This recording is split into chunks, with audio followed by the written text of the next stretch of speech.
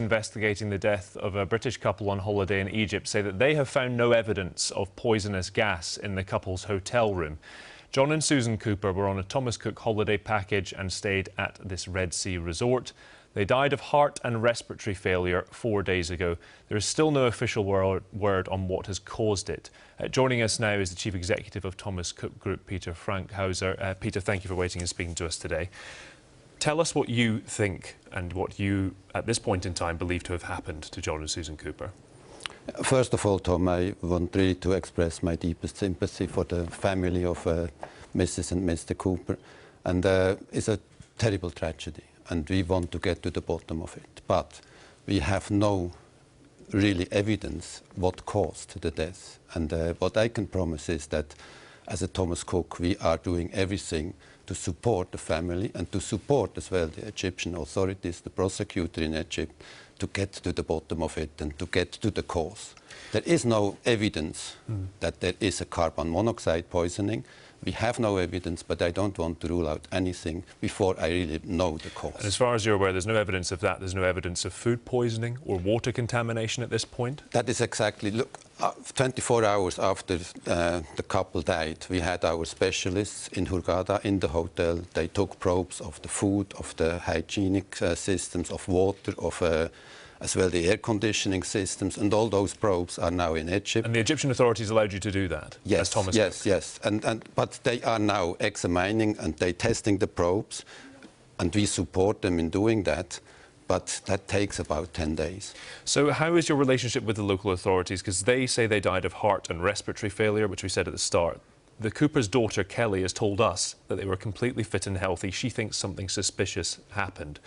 Do you believe the local authorities at this point in time, and how is your relationship with them? I count on the local authorities and on the Egyptian authorities that they are getting with us to the bottom of it. But I can't add any speculation to that. But you think I just want to get the cause. You think the family will know in the next few days? The family will hopefully get to know that in the next 10 days. And what I can promise to the family is that I do everything in my possibility to get to the cause, together with the Egyptian authorities, of course. And what assistance are you providing the family right now? Are they still in Egypt? No, they flew out yesterday evening, together with our director of welfare. So the director of welfare was there as well 24 hours after it happened, gave support to the families, gave support to the members as well with the Egyptian authorities, and she flew out, the director of welfare, together with the family or the rest of the family yesterday evening. So they are in UK, and our support is now, whatever they need, we are going to support them. You have to remember, Susan Cooper was as well a colleague of Thomas Cook. So 2 customers died and a colleague of us, so we really take it seriously. Can I just take you back to Thursday when this started? We heard they had died. Thomas Cook then moved 300 guests out of that hotel. So I know you say there's no evidence, but what prompted you to move those 300 guests out of the hotel on Thursday? As I said, 24 hours after the death, we had our health and safety director there. We had SGS, our auditing company, an independent auditor there on spot, and our director of welfare. We then realized that in the last couple of days there were an increased number of illness, and because we didn't know what exactly happened, as a precautionary measure, we decided to take the customers out.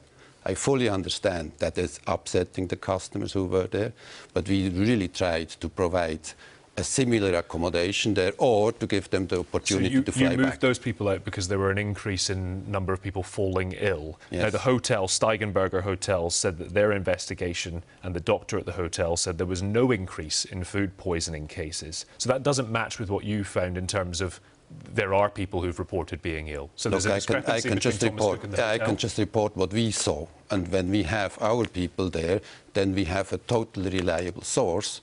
And we took the decision 24 hours later, as they arrived, that with the increased illness and not exactly knowing what happened, is that we take, as a precautionary measure, the customers out. Because we are responsible for our customers, and we take that extremely seriously. We've heard 13 food poisoning cases of your own customers, is that correct? Yes.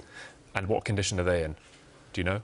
They are not in such a serious health statement that we really have to be concerned, but we have about 24 reps there who are now dealing with all these cases.